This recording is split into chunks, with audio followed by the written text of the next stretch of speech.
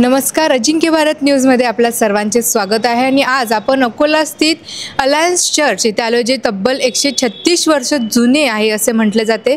तर आता ख्रिश्चन धर्माच्या येणाऱ्या सणानिमित्त आपण या चर्चला इथे भेट दिलेली आहे आणि आपल्यासोबत उपस्थित आहे फादर राहुल आणि यांच्यासोबत आपण इथे चर्चा साधणार आहे आणि सोबतच त्यांना काही प्रश्नसुद्धा इथे आपण विचारणार आहे।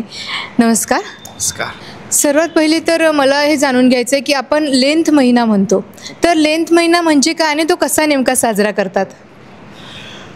लेंथ महिना ज्याला म्हटलं जातं, ज्यामध्ये एक प्रामुख्याने 40 दिवसांचा उपासांचा हा समय असतो की ज्या 40 दिवसांच्या उपासामध्ये जे ख्रिस्ती धर्मीय लोक आहेत, जे सर्व प्रभू येशू ख्रिस्तावरती विश्वास ठेवणारे आहेत, ते उपास आणि प्रार्थना करण्याच्या माध्यमातून देव बापाबरोबर प्रभू येशू ख्रिस्ताबरोबर आपले जे नातेसंबंध आहेत ते अधिक मजबूत करण्याचा प्रयत्न करतात। ज्यामध्ये वेगवेगळे चर्चेस वेगवेगळ्या प्रकारचे उपक्रम राबवितात। प्रामुख्याने उपास आणि प्रार्थना हा एक महत्त्वाचा भाग या लेंट उपास प्रार्थनेमध्ये आपल्याला पाहायला भेटतो। आणि ज्याचे जे एकंदर 40 दिवसांचा हा पिरियड असतो, ज्याचा कळस पुनरुत्थानाचा जो दिवस असतो, ज्याला ईस्टर संडे म्हटलं जातं, त्या ईस्टर संडेला हा लेंटचा जो महिना असतो किंवा जे उपासाचे दिवस असतात ते त्या ठिकाणी संपतात। नक्कीच। आणि त्याचं महत्त्व काय इथे म्हटलं जाईल? ओके, लेंथ या दिवसांमध्ये मी तुम्हाला सांगितलं की हा प्रामुख्याने 40 दिवसांचा हा पिरियड असतो। आणि जर आम्ही पवित्र शास्त्राचा अभ्यास जर केला तर पवित्र शास्त्रामध्ये 40 या अंकाला, 40 या आकड्याला फार विशेष महत्त्व देण्यात आलेलं आहे। वेगवेगळ्या प्रकारचे संदर्भ पवित्र शास्त्रामध्ये 40 या अंकाला घेऊन आपल्याला पाहायला भेटतात। प्रभू येशू ख्रिस्त जो या जगाचा उद्धारक ज्याला आपण पाहतो, तो स्वतः देखील या भूतलावरती त्याने आपली जी सेवा केलेली आहे, जे सेवा कार्य केलेलं आहे, त्या सेवा कार्याच्या आधी तो देखील 40 दिवस त्या ठिकाणी उपास प्रार्थनेमध्ये तो होता। आणि त्यामुळं हे जे 40 दिवस आहे, ज्यामध्ये ज्याचं विशेष महत्त्व हे आहे की या माध्यमातून मनुष्य देवाबरोबरचं जे आपले नातेसंबंध आहेत ते दृढ करू शकतो, त्याच्या सानिध्यामध्ये स्वतःला वाढवू शकतो आणि आपलं जे आध्यात्मिक जीवन आहे त्याचं नवीकरण करून ते अधिक परमेश्वराच्या समक्षतेमध्ये वाढण्याचा तो प्रयत्न करतो। नक्कीच सर। आणि सोबतच पाम संडे म्हणजे काय, म्हणजे ते कसं काय साजरा करतात त्यावर मला ऐकायला आवडेल। Yes, okay. पाम संडे ज्याला झावळ्याचा रविवार देखील म्हटलं जातं। आता पहा, प्रभू येशू ख्रिस्त ज्याने या भूतलावरती एकंदर 3.5 वर्ष सेवा केली। प्रभू येशू ख्रिस्ताचं आयुष्य एकंदर 33.5 वर्षाचं होतं। शेवटचे 3.5 वर्ष त्याने सेवा केली, ज्यामध्ये त्याने मनुष्याला स्वर्गीय राज्याचं शिक्षण दिलं आणि मनुष्य देवाच्या इच्छेप्रमाणे जीवन कसं जगू शकतो ते त्याने सांगितलं।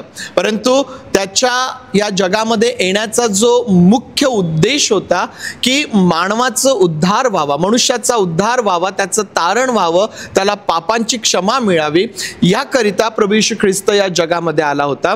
आणि त्याची सुरुवात जी आहे ती पाम संडे किंवा हा जो झावळ्याचा रविवार आहे यापासून आम्हाला पाहायला भेटतं, ज्याला आपल्याला असं म्हणता येईल की प्रभू येशू ख्रिस्ताने मानव जातीकरिता जे दुःख सहन केलेलं आहे त्याची सुरुवात या पाम संडे पासून आहे। या पाम संडेच्या दिवशी, या झावळ्याच्या दिवशी काय झालं की प्रभू येशू ख्रिस्त यरुशलेम या नगरामध्ये प्रवेश करत होता। आणि यरुशलेम या नगरामध्ये तो प्रवेश करत असताना फार मोठा समुदाय त्याच्या बरोबर होता। आणि हा जो फार मोठा समुदाय त्याच्या सोबत होता तो देवाचा जय जयकार करत होता। आणि प्रभू येशू ख्रिस्त हा राजा आहे, हा उद्धारक आहे, या प्रकारे त्या ठिकाणी घोषणा ते देत होते। आणि प्रभू येशू ख्रिस्त ज्याला शांतीचा अधिपती म्हटलेला आहे, शांतीचा राजकुमार म्हटलेला आहे, जो नम्र आहे, आणि म्हणून ते दर्शविण्यासाठी या पाम संडेच्या दिवशी त्या यरुशलेममध्ये प्रवेश करत असताना प्रभू येशू ख्रिस्ताने शिंगरावर म्हणजे गाढवीचं जे पिल्लू आहे त्यावरती तो बसला आणि त्यावरती बसून त्याने यरुशलेम शहरात प्रवेश केला. आणि तो ज्यावेळेस त्या यरुशलेम शहरात प्रवेश करत होता, जी गर्दी त्या ठिकाणी होती, लोक आपले वस्त्र वाटेवरती पसरत होते, कोणी झाडाच्या डहाळ्या आणून वाटेवरती पसरत होत्या. आणि या प्रकारे मोठ्या जल्लोषामध्ये जयघोष करीत प्रभू येशू ख्रिस्ताने या यरुशलेम शहरामध्ये प्रवेश केला. आणि मग यरुशलेम शहरात प्रवेश केल्यानंतर त्याचा या आठवडाभराचा जो सर्व त्याचा जो भाग होता सेवेचा, तो या प्रकारे होता की रविवारला या यरुशलेम शहरात प्रवेश केल्यानंतर प्रभू येशू ख्रिस्ताने तो मंदिरात गेला. सोमवार त्याने सर्व मंदिराची पाहणी केली आणि मग तो वापस बेथानी या गावाला निघून गेला. फार लांब ते नव्हतं. प्रभू येशू ख्रिस्त रोज रात्री त्या ठिकाणी थांबत होता या आठवडाभरामध्ये. मग सोमवारला प्रभू येशू ख्रिस्त परत यरुशलेममध्ये येतो आणि मग देवाचं मंदिर जे आहे त्या ठिकाणी ज्या काही चुकीच्या गोष्टी होत्या तो त्या ठिकाणी नीट करतो. त्यामध्ये देवाची इच्छा काय आहे ते तो लोकांना समजावून सांगतो. परत संध्याकाळी प्रभू येशू ख्रिस्त वापस जातो आणि मग मंगळवारच्या दिवशी प्रभू येशू ख्रिस्त जेव्हा परत यरुशलेममध्ये येतो, त्याला बोलण्यामध्ये अडकवावं, त्याला देशद्रोही किंवा तो राजाच्या विरोधात बोलतो, तो चुकीचं शिकवतो, या प्रकारे त्याच्यावरती आरोप ठेवण्याकरिता बऱ्याच लोकांनी त्यावेळेसचा प्रयत्न केला. आणि मग मंगळवारला प्रभू येशू ख्रिस्ताला वेगवेगळे प्रश्न विचारण्यात आले. त्यामागचा उद्देश हा होता की त्याला कुठंतरी बोलण्यामध्ये अडकवावं. परंतु प्रभू येशू ख्रिस्ताने त्या प्रश्नांची जी समर्पक उत्तरे दिलेली आहेत, त्यामुळं कोणालाही त्याच्या विरोधात काही करता आलेलं नाही. आणि मग ज्यावेळेस संध्याकाळी प्रभू येशू ख्रिस्त परत जातो, बुधवारला प्रभू येशू ख्रिस्त त्या बेथानी या ठिकाणीच तो विसावा घेतो, त्या ठिकाणीच तो थांबतो, त्या ठिकाणी त्याच्या चरणास तेलाभ्यंग त्या ठिकाणी केला जातो. आणि मग गुरुवारचा दिवस हा अतिशय एक महत्त्वाचा दिवस आहे, मौंदी गुरुवार ज्याला म्हटलं जातं, की ज्या दिवशी प्रभू येशू ख्रिस्ताला रात्रीच्या वेळेला धरून देण्यात आलं. आणि मग त्या गुरुवारच्या रात्री प्रभू येशू ख्रिस्तावर रात्रभर चौकशी चालली, वेगवेगळ्या ठिकाणी त्याला नेण्यात आलं, त्याच्यावरती वेगवेगळे आरोप करण्यात आले, खोटे साक्षीदार त्या ठिकाणी उभे करण्यात आले आणि त्याच्यावरती दोषारोप करून त्याला दोषी ठरविण्यात आलं. आणि निश्चितच तुम्ही सांगितलं की सणाचे दिवस आहे, या दिवसांमध्ये उत्तम शुक्रवार आहे ना, गुरुवार नंतरचा जो शुक्रवार आहे त्याला उत्तम शुक्रवार म्हटलेला. आणि नेहमीच लोकांना हा प्रश्न पडत असतो की बाबा उत्तम शुक्रवार म्हणून का? कारण या शुक्रवारला तर प्रभू येशू ख्रिस्ताला वधस्तंभावरती खिळून मारण्यात आलं.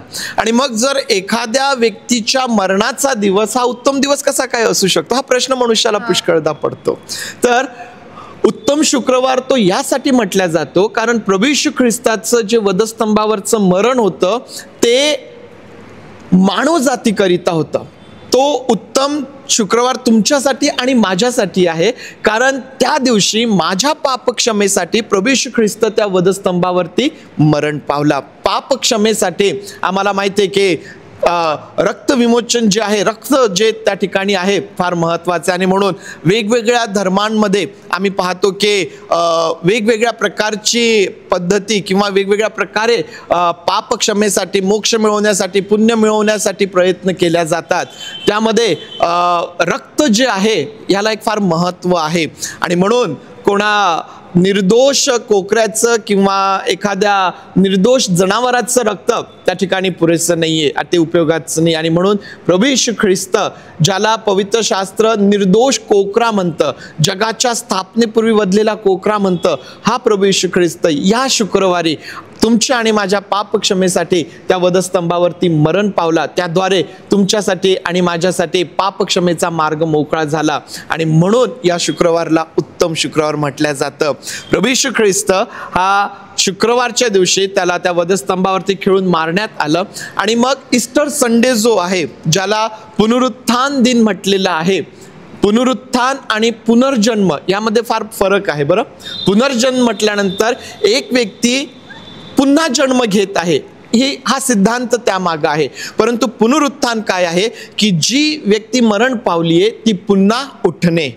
आणि प्रभू येशू ख्रिस्त हा शुक्रवारला आमच्या अपराधांसाठी वधस्तंभावरती मरण पावला आणि रविवारला तो पुन्हा जिवंत झाला, कारण देवाला जीव देण्याचा आणि जीव घेण्याचा अधिकार आहे.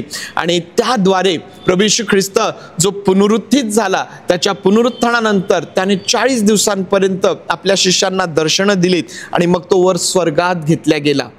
आणि ज्यावेळेस तो वर स्वर्गात घेतला जात होता त्यावेळेस त्याने आम्हाला सांगितलेलं आहे की जसा मी जात आहे तसाच मी तुम्हाला घ्यायला परत येणार आहे. आणि म्हणून उत्तम शुक्रवार आणि ईस्टर संडे म्हणजेच पुनरुत्थान दिन याद्वारे सर्व विश्वासणारे जे आहेत, जे सर्व प्रभू येशू ख्रिस्तावरती विश्वास ठेवतात, ते ह्या गोष्टीचं स्मरण करतात, आठवण करतात की आमच्या पापक्षमेसाठी प्रभू येशू ख्रिस्ताने काय केलेलं आहे.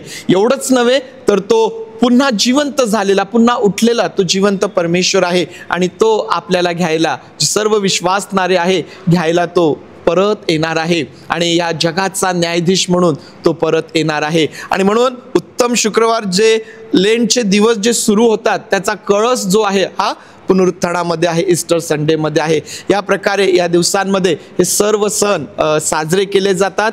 वेगवेगळे चर्च जे आहेत ते वेगवेगळे उपक्रम राबवित असतात. जसं पाम संडेला त्या दिवशी जशी एक रॅली निघालेली होती किंवा त्या दिवशी जसं लोक प्रभू येशू ख्रिस्ताबरोबर चालत होते, पुष्कळसे चर्चेस देखील या पाम संडेच्या दिवशी एक छोटीशी मिरवणूक काढतात आणि त्या दिवशी जे जे झालेलं होतं त्याचं स्मरण करीत, त्या घोषणा देत ते पाम संडे साजरा करत असतात. पाम संडे उत्तम शुक्रवार, ज्या उत्तम शुक्रवार साजरा करण्याचा एक पद्धत अशी आहे की प्रभू येशू ख्रिस्त वधस्तंभावर असताना एक त्याचे शेवटचे जे वाक्य होते, जे 7 उद्गार ज्याला म्हटलं जातं, त्या 7 उद्गारांचं वाचन करणे, त्यावरती मनन करणे, त्याचा अर्थ समजून घेणे, या प्रकारे उत्तम शुक्रवार साजरा होतो. आणि ईस्टर संडे ज्या दिवशी प्रभू येशू ख्रिस्ताचं पुनरुत्थान साजरं केल्या जातं, त्याची आठवण केल्या जाते आणि एकमेकांना या दिवसाच्या शुभेच्छा देऊन प्रभू आपल्याला घ्यायला परत येणार आहे, तो जिवंत आहे,